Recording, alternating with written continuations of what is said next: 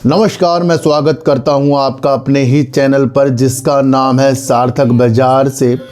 आज हम बात करेंगे टाटा मोटर्स की। काफ़ी लोगों की डिमांड आ रही है कि सर इसके ऊपर कुछ जानकारी दीजिए। देखो सर, हमारा काम है कंपनी की न्यूज़ को खोजना, फंडामेंटल और अपनी एक साइकोलॉजी को डेवलप करना। उस उद्देश्य से अगर कोई वीडियो देखना चाहता है तो ये वीडियो वो देख सकता है, बल्कि अगर वो सोचेगा कि यहाँ से कुछ ख़रीदने बेचने की चीज़ें पता लगे तो भैया वो अभी इतना सही देख कर जा सकता है ना। तो आज हम टाटा मोटर्स के बारे में कुछ विशेष जानकारियाँ हासिल करके आपको बताएंगे और बात करेंगे। जैसे कभी कभी आपने देखा होगा यस बैंक हो गया या सुजलोन एनर्जी हो गया या कोई अन्य शेयर जिस पे हमारी दृष्टि ज़्यादा रहती है ना, छोटे छोटे शेयर होते हैं या कुछ फेमस शेयर होते हैं, तो उसके ऊपर कुछ नोटिस आ जाता है तो उसका क्या फ़र्क पड़ता है ना, उससे क्या हमें सोचना चाहिए। तो उस साइकोलॉजी को भी आज हम समझेंगे। इनकी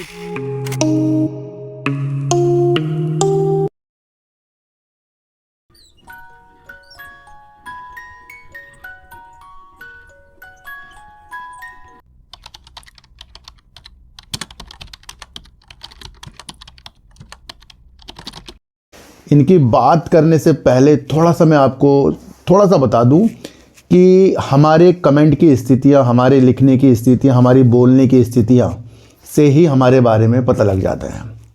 हमारी आदतों की चीज़ें हमें बहुत आगे की तरफ बढ़ाने के लिए मदद करती है। बड़े बड़े लोगों के साथ जब हम उनकी साथ मिलकर या उनकी आदतों पर विचार करेंगे तो कई ऐसी चीज़ हमें देखने को मिलेगी कि वो हर एक चीज़ को बड़े संयम से लेते हैं। कुछ निगेटिव चीज़ भी हो गई तो उसको भी वो बड़े संयम से लेंगे, उसको वो हल करने में लगे रहेंगे। पर कुछ लोग उससे इतने विचलित हो जाते हैं तो उसे वो हल नहीं करते, पर उसमें वो उलझ जाते हैं, टेंशन ले लेते हैं। जब किसी को किसी की एनालाइज समझ में नहीं आ रही तो वो उल्टे सीधे कमेंट करते हैं। फिर अगर कमेंट किया तो फिर उस पर टिका रहना चाहिए। अब कोई मेरे ऊपर उल्टा कमेंट करे, निगेटिव कमेंट करे, मुझे उससे कोई टेंशन नहीं होती है।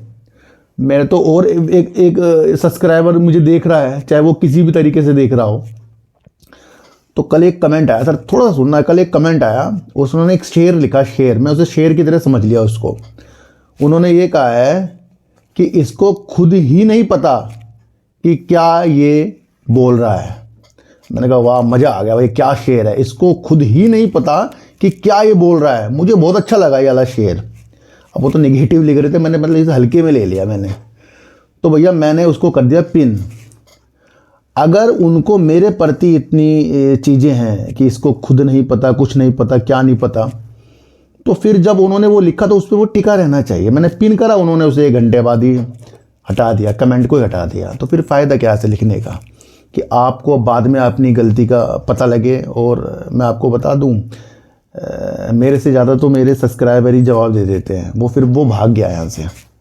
तो क्या फ़ायदा है ऐसे अपनी नादानी दिखाने का, क्या फ़ायदा। मैं तो आपको फेमस कर रहा था। तो सबसे पहले हमें आदतों में अपने बहुत बहुत विस्तार करना पड़ेगा, उसके बाद हम आगे की तरफ बढ़ सकते हैं। अभी हाल ही में ज़ोमैटो का मार्केट कैप टाटा मोटर्स से ज़्यादा हो गया। कुछ लोगों ने इसको सोचा कि भैया टाटा मोटर्स की कंपनी का मार्केट कैप कम हो गया, ज़ोमैटो का ज़्यादा हो गया, तो एक तुलना अलग कर ली मार्केट कैप के हिसाब से। क्या कभी आपने देखा कि कंपनी के काम कहाँ कहाँ हैं? टाटा मोटर्स का वजूद भारत के अंदर क्या वैल्यू रखता है, यूके में क्या वैल्यू रखता है, चीन में क्या वैल्यू रखता है, ऑस्ट्रेलिया में क्या वैल्यू रखता है, दक्षिण कोरिया में क्या वैल्यू रखता है, दक्षिण अफ्रीका में क्या वैल्यू रखता है? कभी ये कुछ सोचे किसी ने? मकसद वो नहीं कि किसका मार्केट कैप किससे ज़्यादा हो रहा है, मकसद वो है कि वैल्यूबल काम किसका है। टाटा मोटर वाला काम हर एक कंपनी अपने द्वारा नहीं कर सकती, ये मैं आपको बता दूं। जो चीज़ आप समझ जाएं, देखो सर, कुछ कारों का निर्माण करना, बसों का निर्माण करना, अख्तरबंद का निर्माण करना, ईवी बसों का निर्माण करना, बड़ी बड़ी चीज़ों का निर्माण करने वाली कोई सी भी कंपनी अगर वर्क करती है तो अगर वो कुछ चीज़ें अपनी कम कर दे और दूसरी चीज़ ऐसी उत्पन्न हो जाए कि वो अच्छी लगे, तो चीज़ें समझो कि वैसा भारी भारी काम हर एक अपना कोई भी पैसा लगाकर इन्वेस्टमेंट नहीं कर सकता। तो ये एक बड़ा साम्राज्य वाला काम है। पर कभी आपने देखा कि ज़ोमैटो वाला काम जो है ऐप से चल रहा है, ये एक एडवर्टाइजमेंट वाला काम हो गया। एडवर्टाइजमेंट मतलब कि जो प्रतिस्पर्धा वाली कंपनी एडवर्टाइजमेंट करेगी वो आगे बढ़ जाएगी, क्योंकि वो ऐप से हो रहा है। चीज़ों को समझो। पर यहाँ पर देखो कि कार, दूसरी कार बनाएगा तो वो उसकी एक प्रतिस्पर्धा वैल्यूबल है। पर अगर आप देखें कि जोमेटो के साथ साथ स्विगी उतरा पड़ा है, फिर फ़ोन पे उतरा पड़ा है, अलग अलग कंपनियां इस चीज़ के ऊपर उतरी पड़ी है, चाहे वो क्विक कॉमर्स हो या फिर आपका फूड डिलीवर हो, तो वो चीज़, वो बिजनेस आगे जाकर कोई भी कर सकता है। समझ लो, वो कोई भी कर सकता है। पर गाड़ियों का निर्माण करने वाला बंदा सोचेगा पहले कि भैया इतना पैसा लगाऊं, नई गाड़ी चली तो उस वैल्यू से अगर आप टाटा मोटर्स को देख रहे हैं या जोमेटो को देख रहे हैं तो उनकी तुलना करना बंद करो। क्योंकि काफ़ी लोग कह रहे सर अब तो इसका मार्केट कैप ज़्यादा हो गया। भैया वजूद देखो काम के, तो उस स्थिति को भी आपको देख कर चलना पड़ेगा। टाटा मोटर्स सर दुनिया भर में कारों में, अपनी इलेक्ट्रिक गाड़ियों में या फिर अपने वाणिज्यिक वाहन में, हल्के भारी वाणिज्यिक वाहन में या फिर ई बसों में या फिर डिफेंस के क्षेत्रों का इसके पास वैश्विक स्तर पर एक पोर्टफोलियो की तौर पर ये प्रदान करता है। ये नहीं कि ये सिर्फ भारत के लिए ही वर्क करता है, बाकी अन्य देशों के अंदर ये एक वर्क करता है, जिसके अंदर अगर आप देखें भारत के साथ साथ इसका संचालन यूके में है, ऑस्ट्रेलिया में है, साउथ कोरिया में है, दक्षिण अफ्रीका में है, दूसरा अगर आप देखें तो चीन में है और ऑस्ट्रेलिया में है, ब्राज़ील में है। इस तरीके से अन्य देशों के अंदर ये जो अपनी धाक जमा कर बैठा है अपनी सहायक कंपनियों के साथ, अलग वहाँ की कंपनी किसी भी तरीके से ज्वाइंट वेंचर के साथ ये एक अच्छा खासा इस तरह वाहनों के अंदर एक अहम भूमिका निभाता है, जो बाहर देशों के अंदर भी है। यानी डिफेंस के लिए भी बाहर देशों के लिए वर्क करता है ये। अगर आप इसकी चीज़ें समझें तो यूके के अंदर इसकी जो इसकी जैगुआर है उसका भी काफ़ी महत्वपूर्ण योगदान इसके राजस्व में रहता है। दूसरा अगर हम देखें दक्षिण कोरिया के अंदर टाटा देवू नाम की जो इनकी एक ब्रांड है, वहाँ कार है, तो वो भी वहाँ पर एक अच्छे खासे चीज़ों के साथ इसके राजस्व को भी बढ़ाता है। तो टाटा मोटर्स इंडिया की, भारत की नंबर 1 वाहन निर्माता कंपनी है, पर उसके साथ साथ इसका साम्राज्य दूसरे देशों के अंदर भी बढ़ता जा रहा है। वित्त वर्ष 2024 का अगर हम इसका राजस्व की चीज़ें देखें कि भैया कहाँ कहाँ से किस किस चीज़ से इसने इकट्ठा किया है, तो लैंड रोवर से करीब इसने 69.1% का राजस्व गेन किया था। तो ज़्यादा से ज़्यादा लैंड रोवर इनकी ज़्यादा से ज़्यादा डिमांड में रहती है। दूसरा अगर हम देखें टाटा वाणिज्यिक वाहन में 18% का इन्होंने राजस्व गेन किया था 2024 वित्त वर्ष में।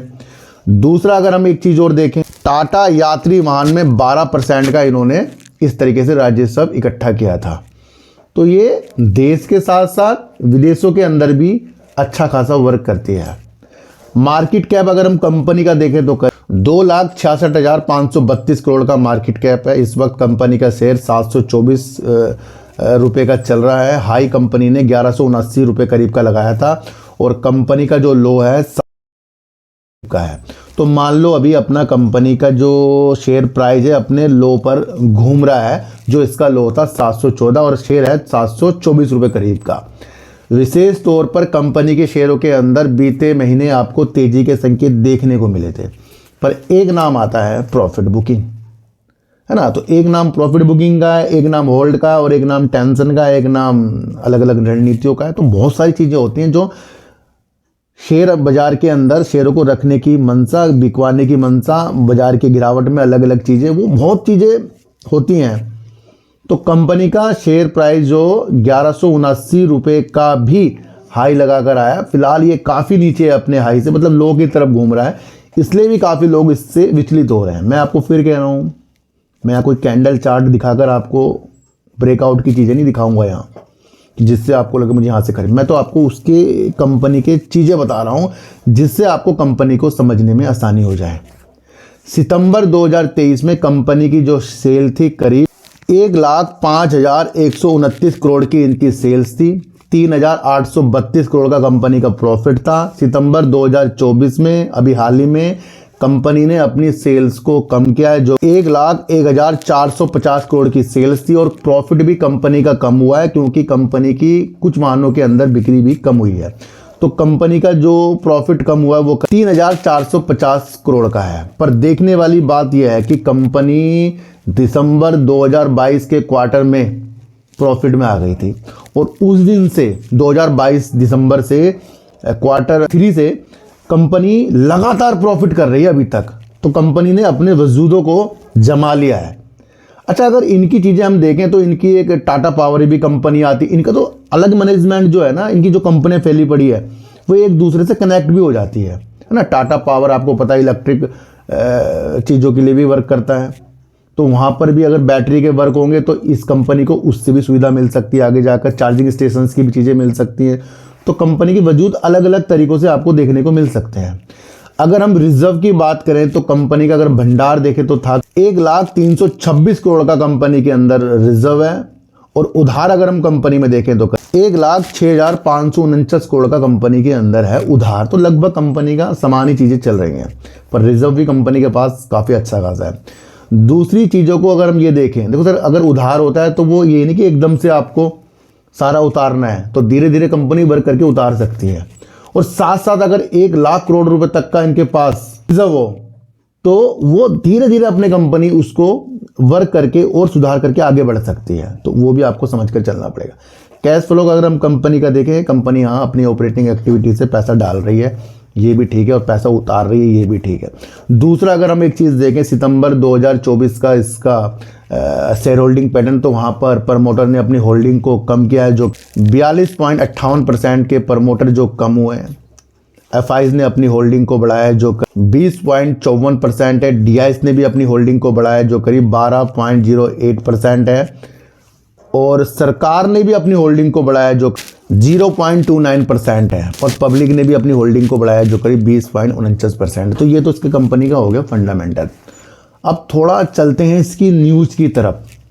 देखो सर, कंपनी की तरफ से ये कहा जा रहा है कि वो ईवी यानी कि इलेक्ट्रिक वाहनों की दिशा के लिए काफ़ी आशावादी है, और उसको काफ़ी उम्मीद है कि आगे जाकर वो अच्छा कार्य कर सकती है। वित्त वर्ष 2024 में कंपनी की इलेक्ट्रिक वाहनों की वार्षिक वृद्धि जो हुई थी वो 48% करीब की हुई थी, जो आगे की दिशा में ये 2025 वित्त वर्ष में ये अच्छी खासी उम्मीद, एक आशावादी चीज़ें लगाकर बैठ रहे हैं। और कंपनी ये कह रही है कि इनके 2 मॉडल जो आ रहे हैं, हैरियर ईवी और सीरा ईवी, इनका उत्पादन 2025 से भी स्टार्ट हो सकता है। देखो सर, ये जो है ना नई तकनीक है ईवी, अभी पुरानी नहीं हुई है, ये नई तकनीक है। इसे अपनाने में अभी जागरूकता की चीज़ें हैं, और सरकार भी इसके अंदर, चाहे वो 2 पहिया वाहन हो, चाहे इलेक्ट्रिक कारें हो, सरकार जागरूक करने की चीज़ों के साथ साथ है। तो जितना जल्दी, जितना तेज़ी के साथ जागरूकता बढ़ेगी, उतना ज़्यादा फिर इस तरीके की इलेक्ट्रिक वाहन जो हैं खरीदे जाएंगे। उस आधार पर अगर टाटा सोच रहा है कि ईवी के लिए अगला साल अच्छा हो सके, तो वो तब है जब वो जागरूक होंगे, जितनी भी चीज़ें लोगों के अंदर उमड़ेगी खरीदने के लिए, तो वो तब जागरूक होंगे, तब उसके लिए वो अच्छी आशावादी बन सकता है। भारत का उद्योग जो ईवी का है, वित्त वर्ष 2025 में ये ऐसा माना जा रहा है कि 1,30,000 से 1,50,000 तक के वाहन, इलेक्ट्रिक वाहनों की बिक्री हासिल कर लेगी पूरा बाजार, है ना।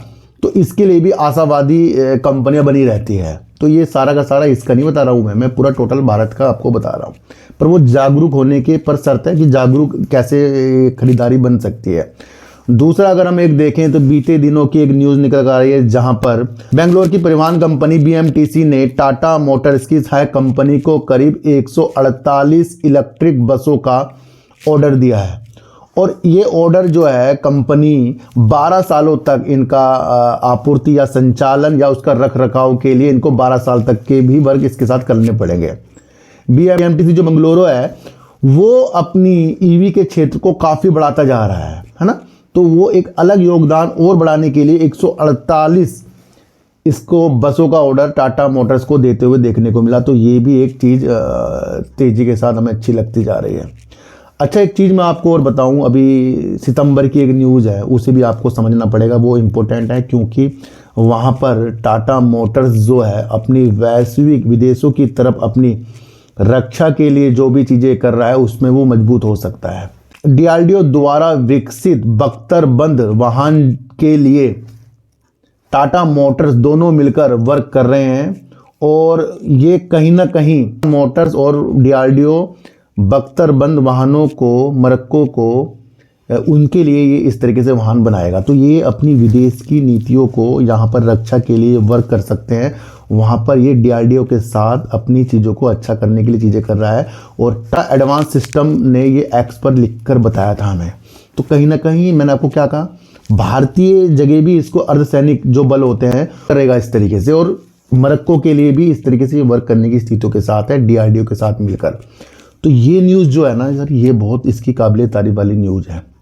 देखो सर, हमने कुछ चीज़ों को समझा उसके फंडामेंटल के अनुसार, कंपनी क्या करती है, पर जो इसकी अलग अलग नीतियां हैं, यहाँ से ब्रेकआउट हो जाएगा भैया, ये इसके लिए हम नहीं चीज़ें कर सकते हैं।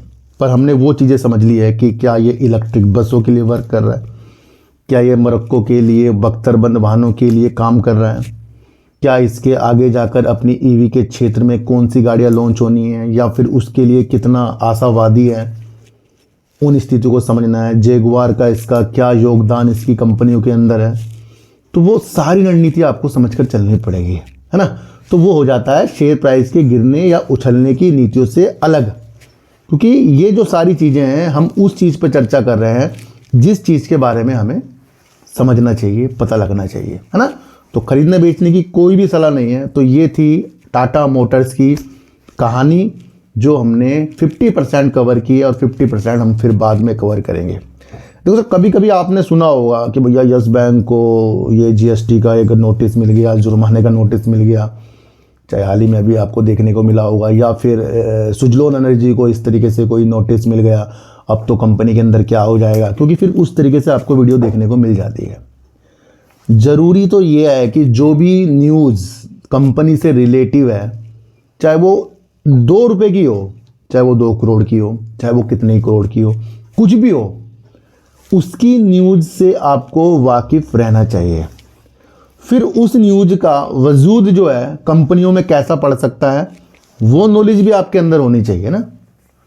मान लो कि शाम के पास एक कार है, अब उसके पास स्टेपनी भी है, वो बिल्कुल सही है, और शाम के एक पहिए में, कार के एक पहिए में हो गया पंचर। अब शाम अपनी स्थितियों को आगे जाने के लिए उसको थोड़ा सा वक्त और देना पड़ जाएगा, पर ये तो नहीं है कि शाम अपने लक्ष्य की तरफ नहीं जा पाएगा, क्योंकि शाम के पास एक और स्टेपनी है और वो उसे बदल कर चला जाएगा। तो ये सिर्फ समय गया है, फ़र्क नहीं पड़ा है, समझ रहे। तो ऐसी ऐसी जो भी न्यूज़ आती है वो थोड़ा बहुत फ़र्क डाल सकती है, पर चीज़ें को आप समझो। जब भी किसी कंपनी के अंदर जीएसटी से नोटिस आना या कुछ छोटा मोटा जुर्माना लगना, तो वो उनके डिपार्टमेंट देखता है, अकाउंट डिपार्टमेंट उसे सॉल्व करता है। अभी हाल ही में आपको सुजलोन एनर्जी की तरफ भी एक तमिलनाडु जीएसटी की तरफ से एक जुर्माना लगाते हुए देखने को मिला। फिर क्या हुआ, कुछ कार्रवाई के द्वारा वो जुर्माने को फिर 1 लाख रुपए तक कर दिया गया।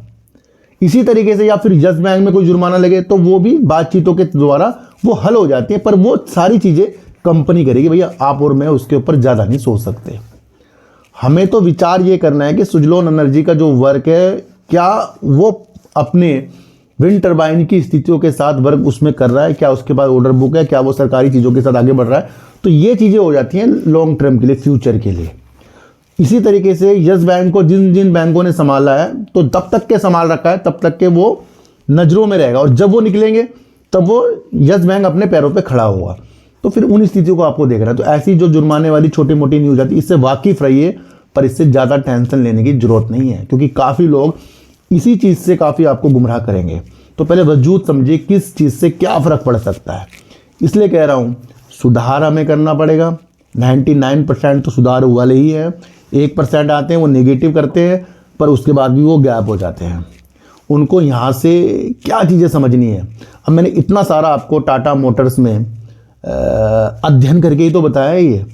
अब कोई मुझे लिख दे कि इसको कुछ नहीं पता, ये क्या बोल रहा है, इसको खुद ही कुछ नहीं पता। तो भैया जो इतना सारा मैंने बोल दिया, आप बोल के दिखा दो कोई मुझे आके एक बार ट्राई करके देख लो।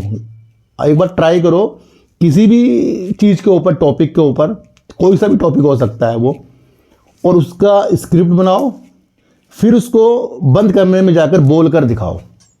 6 दिन लग जाएंगे उसे आपको बोलने में, जो इस तरीके से नेगेटिव कमेंट करते हैं। समझ रहे हो? तो पहले इसका होता है अध्ययन। मैं क्या बोल रहा हूँ? मैं तो वो बोल रहा हूँ कि आपको टिप्स से बचना है, आपको अच्छाई की तरफ बढ़ना है, अपने में सुधार करना है। ये चीज़ें अगर किसी को बेकार लगती है तो समझ लो फिर उसका माइंड कैसा होगा। कल की वीडियो के अंदर भी काफ़ी अहम चीज़ें बताई, चाहे वो पीसी ज्वेलर हो, चाहे कुछ चीज़ें हो। अब वो किसी के समझ में नहीं आई तो वो अपने द्वारा अपने अंदर की नॉलेज हमें बता रहा है कि इसको कुछ नहीं पता, ये क्या बोल रहा है। मैंने कहा बढ़िया शेर सुना दिया भैया। तो भैया आज हमने टाटा मोटर्स के बारे में जाना, और टाटा मोटर्स करता क्या है, किस तरीके से वर्क करता है, क्या क्या उसको ऑर्डर मिल चुके हैं, किस तरीके से डिफेंस के लिए वो आगे बढ़ने की नीतियों के साथ मोरक्को से भी चीज़ों को साथ देख रहा है, और अपनी सहायक कंपनियों के साथ विदेशों के अंदर भी धमाके करते रहता है। जैगुआर के साथ वो आगे बढ़ने की नीतियाँ देख रहा है। यहाँ पर ईवी के लिए वो 2025 में आशावादी बना पड़ा है और अपना उत्पादन करने की सोच रहा है 2025 में हेरियर ईवी और सीरा ईवी। तो उन नीतियों को आज हमने समझा। तो ये सारी नीतियाँ आपको आगे बढ़ने के लिए एक योगदान दे रही है, जो आपको समझा रही है कि हाँ भैया ये कंपनी का वर्क है।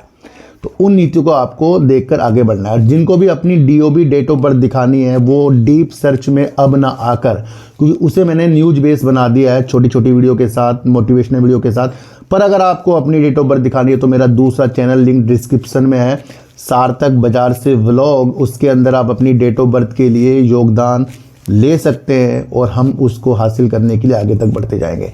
जिन लोगों ने भी मुझे ज्वाइन कर रखा है उनका बहुत बहुत धन्यवाद। और भी ज्वाइन बढ़ते जा रहे हैं, जिससे हमारी एक धार्मिक यात्रा जो है अच्छी होती जा रही है। तो सर सच्ची वीडियो देखिए, अच्छी वीडियो देखिए, समझ कर देखिए। किसी की भी बातों में आपको आना नहीं है, चाहे मैं क्यों ना हूँ।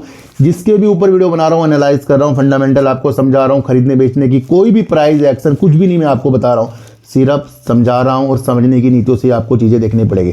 तो सच्ची टू आटे दीजिए, गाय को रोटी दीजिए, और अपने बच्चों को ज़्यादा से ज़्यादा प्यार कीजिए, क्योंकि बच्चे ही आपकी मासूमियत से किस्मत पलटेंगे। तो फिर मिलेंगे आपसे नए वीडियो के साथ। जब तक के लिए नमस्कार।